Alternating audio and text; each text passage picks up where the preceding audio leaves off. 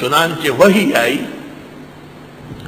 کہ انبیاء علیہ السلام میں سے آخری پیغمبر ہارون ان کی پگڑی اور موسیٰ اور ان کی لاٹھی یہ بخت نصر لے گیا تھا بیت المقدس لوٹ کر، بخت نصر لے گیا تھا اور جالوت کے پاس پہنچ گئی تھی۔ جالوت کو لوگوں نے کہا یہ تو انبیاء سابقین کی چیزیں ہیں، بلا ڈالو، شاید اس وجہ سے ہمیں شکست ہو جائے، اس کو باہر نکالو۔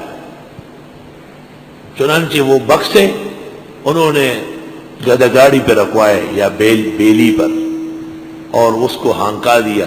جب طالوت شموئیل کے پاس آئے چھوڑ دیا، آگے فرشتے اس کو ہانکاتے ہوئے لے آئے، دیکھا تو بکسہ رکھا ہوا ہے۔ جب بکسہ کھولا تو اس میں حضرت ہارون کی پگڑی اور حضرت موسیٰ علیہ السلام کی لاٹھی یا بعض پیغمبروں کی نشانی یہ تھی۔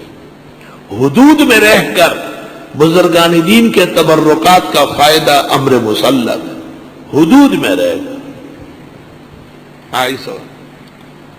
حدود سے نکل کر کے پھر اہل حق توحید و سنت والے تبرکات کے بہانے قطعیات کو نہیں چھوڑ سکتے۔ بعض مماتیان پنج پیریان وہ تبرکات کے قائل نہیں ہے، سوء فہم قلت علم کی وجہ سے۔ تبرکات کے ہم قائل ہیں مگر تبرک کے درجے میں، تبرک کو ہم الوہیت کے درجے میں نہیں مانتے۔ یہ ایک زبردست نشانی تھی، چنانچہ حکم آیا کہ اب اس بخش کو آگے رکھو احترام و تقدس کے لیے، یعنی ساتھ رکھو اور جہاد کرو۔ خدا کی شان کہ ان کے ہاں یہ صندوق ناموافق تھا، کیوں؟ ادب نہیں کرتے تھے۔